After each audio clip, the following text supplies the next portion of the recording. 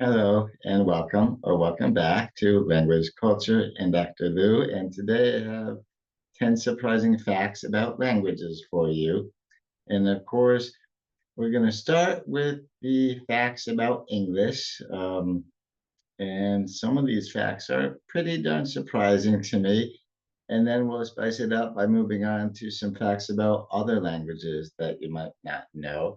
And so, starting with English again, in English, William Shakespeare has been credited for inventing nearly, well, 1,700 words. And I added the nearly into that because widely credited for inventing 1,700 words. Sure, that's true. But I also have done a couple of videos debunking some of those words. So I would take a couple dozen words away from those 1,700 that they've credited him with. But still, he has invented a ton of words in the English language.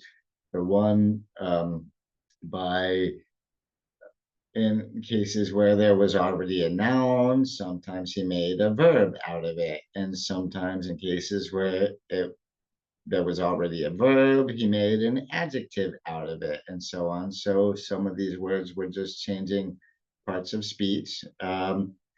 And some were, he invented some compound words by combining two words that already existed, two or more words that already existed. A lot of times he added prefixes onto words or suffixes onto words, so that made another word in and of itself. And finally, he actually is credited with outright inventing some new words. So anyway, regardless of the exact number, which some of these are in up for dispute, but he's invented literally well over 1,000 words, and that is, yeah, a heck of a lot for one guy. And I don't believe that anyone has ever been accredited with inventing so many words for any single language before. So that's pretty amazing. And the number of words we have in English, that's another fact we'll talk about in just a minute or two. And first, let's talk about how many dialects there are in English alone. And there are over 160 dialects. And this map does give you ideas of where in the world people live who speak with different dialects. But this isn't all the places. This is well, not including places where English is not an official language as much. Um, and so that there are some dialects there too to be found. But yeah, so imagine that there's more than 7,000 languages in this world, and English alone has over 160 dialects of it. And this is why, if you're a native speaker of English from a country where English is the official language and widely used, you can always pick out where some other speaker of English from that same country is from. If they're from a different part of the country, you'll know pretty quickly where they're from because you can recognize their accent as from a distinctly different dialect than your own. So that's pretty amazing thing. So if English has 160 dialects, and then there's more than 7,000 other languages spoken in the world, imagine how many dialects we have altogether. That's a lot. And so that to me is an interesting fact in and of itself. I wonder how many tens of thousands of dialects we have altogether in this world. And if that number even surpasses 100,000 altogether. I don't know.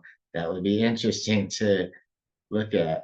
Oh, and the shortest grammatically correct word is go. I mean, the most shortest grammatically correct sentence is go. Normally, one word doesn't make a whole sentence, but sometimes in command forms, in the imperative, when we're telling someone to do something, we don't need a subject, just the verb alone is good. And go, that's the shortest one we got in English. I do wonder about other languages if they have a verb where a command form of the verb can be spelled in only one letter, then that would be an even shorter grammatically correct sentence. But in English, go is as short as you get. And so when somebody says go, go, go, they've just said three different tenses right there. So that to me is pretty funny. And so in English, what is the longest word of them all? Uh, this word right under that question that starts with P starts with uh, pneumo or pneumanu.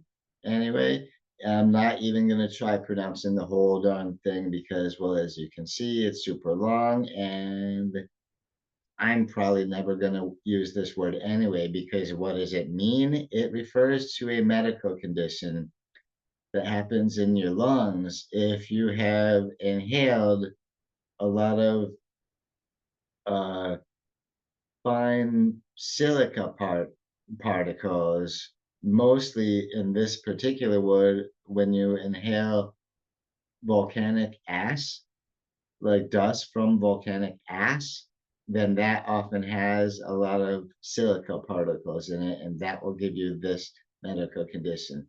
Now, if I were you, I might avoid learning this whole entire word because it's a pretty technical term you're not very likely to use. And often a pretty close synonym is silicosis. That one's the word at the very bottom of the page, silicosis, and that seems a lot easier to say and more convenient to use. So I would recommend doing that. But the other word, the word starting with PNEU, um, that word is going to be the very longest word in most any English dictionary. Now, the reason why I have a question mark there is one thing that's even longer, but I wouldn't really consider that one a regular word, in part because it has more than 189,000 letters in it. So who the heck is going to use that word? And it's also a super technical word, so you're very unlikely to run across it. And also, it's interesting that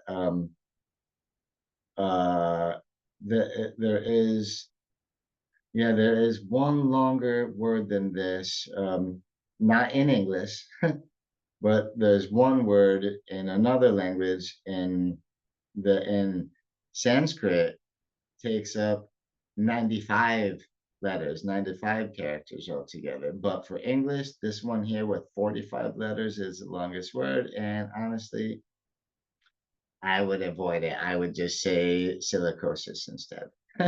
That's my opinion and my advice. And so, English, speaking of English words, English has more words than any other language in this world. And this is about English, plus it's about other languages on the whole. English has so many words. And I wonder why we need 750,000 words. That's, three quarters of a million words because no one human can actually remember them all. To me, that says maybe a little too much. But and interestingly, on top of this, in English, we create more than 5,000 words every year. There's like 5,400 new words every single year. And a lot of this is, in English, we make verbs out of a lot of nouns. That's one way we're constantly creating new words. But the fact is, out of the 5,400 new ones every year, only about 1,000 of them are really going to be used by most people in our day-to-day vocabulary. But still, nearly three quarters of a million words. That's impressive. And I never knew this before researching for this video that English actually had more words than anybody else, than any other languages. And so we got as well, English has not throughout our history been the official language of the US because the fact is the US doesn't have any official language or has not. because the founding fathers never bothered declaring one because they didn't think it was necessary, since already in what was to become the US, English was already the dominant language pretty much by far. And so they didn't feel like it needed any defending. So they never actually declared one. And I know you're saying, oh no, now English does have an official language because in March 1st of this year, 2025, President Donald Trump made an executive order. He signed an executive order anyway, declaring that English was was the official language of the U.S. But the fact is, although that kind of makes it law through executive order, because it hasn't been struck down by a court yet, or hasn't been struck down by a court, if it ever will. But it's only an executive order. It's never been codified into law by the legislature. Like this would have to be passed in a bill proposing this would have to pass the House of Representatives and then pass in the Senate, and then it would be codified into law. Whereas with an executive order, the next president we have could easily just take it back and say, no, sorry, English is not the official language anymore. I suspect that if we get a Democrat in power next, they just might do this because in large part, this order was made, from what I've read about it anyway, to end up taking away funding for any minority languages or any multi-language education or multi-language programs. So to make it more difficult for people who are already living on the fringes and having a hard time with stuff, and to expedite and facilitate assimilation so that immigrants will come assimilate more into the US. And so I'm thinking there's some nefarious kind of motivation behind this one. So I wouldn't be entirely struck down if you get the next president being from a different political party. Wouldn't be so surprised if that just gets struck right down. These kinds of things happen all the time when something is law, but only by virtue of an executive order. So for now, the English has a tentative official language, but really, I don't know if this is going to be permanent or not. And plus, this was brand new since March. And so the most commonly spoken native language in Europe is Russian. And I want to be clear about we're just talking about in Europe what language or languages or people native speakers of within the continent of Europe. And if we count it that way, that means Russian, because there are 120 million native speakers of Russian in Europe, or mostly in Europe. Actually, yeah, 120 million native speakers in Europe itself. There's a little more native speakers than Russian than that, but some of them are not actually in Europe itself. Um, and by the way, on this map, the dark blue spots are where Russian is spoken by a majority of the population of those areas. And in the light blue areas, Russian is spoken by people, but only by a minority of the population. And there are other European languages, other Western languages like English and Spanish that both have more native speakers, but neither one of those have more native speakers in Europe itself, since English and Spanish both have a whole lot more native speakers well outside of Europe than they do on the inside of it. So, yeah, so that's why Russian takes the cake as the most native speakers in Europe. Now, the fact is, if we're wondering which language has the most native speakers in the whole wide world, that would be Mandarin, also known as Mandarin Chinese. But of course, mostly the native speakers of that language live in mainland China. And so we don't count it when you're counting how many native speakers live in Europe, right? And so Mandarin is widely considered to be the hardest language to learn. Now, this is in large part because, especially when judged by a speaker of a Western language like English or German or Spanish, Italian, Dutch, whatever, a European language, then Mandarin seems about the hardest one to learn. And in large part, this is because they don't have a phonetic alphabet in the same way that Western languages do. Their alphabet, which you can see some of here, it has about 8,000 different characters in it. By characters, I mean the different symbols that you can see here.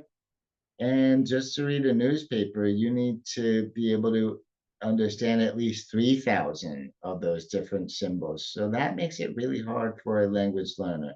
And plus, because this alphabet, since it's not a phonetic alphabet, a lot of these different characters, these different symbols, sound the same. So to make up for that, Mandarin needs four different tones. So it's a tonal language. So four different tones to differentiate between different symbols that sound the same to each other otherwise. Now, one other thing I would be say, like I said, Mandarin is considered to be the hardest language to learn. I put that qualifier of is considered to be because there are some people who might say otherwise, like for instance, Cantonese. Cantonese comes with similar problems to Mandarin because well, the writing system of Cantonese is largely based in Mandarin. It's very similar, and Cantonese actually has a total of six tones to it. So, yeah, that could be up for disagreement. But then imagine if somebody's native language is Mandarin. I bet the hardest language for them to learn would be some European language, probably, because they wouldn't have as much problem with Cantonese as a European would, for instance. But anyway, so there you go. So Mandarin is considered to be the hardest language to learn. And if you haven't noticed, now we're off of facts about English and onto facts about other languages. And one interesting thing about other languages is that if you learn a second language, it can really boost your brain. And I'm not talking about changing your IQ score or anything. Okay. What I'm talking about is learning a second language often challenges your brain in ways that can make you a little smarter. And by smarter, I mean more flexible and more versatile in your thinking.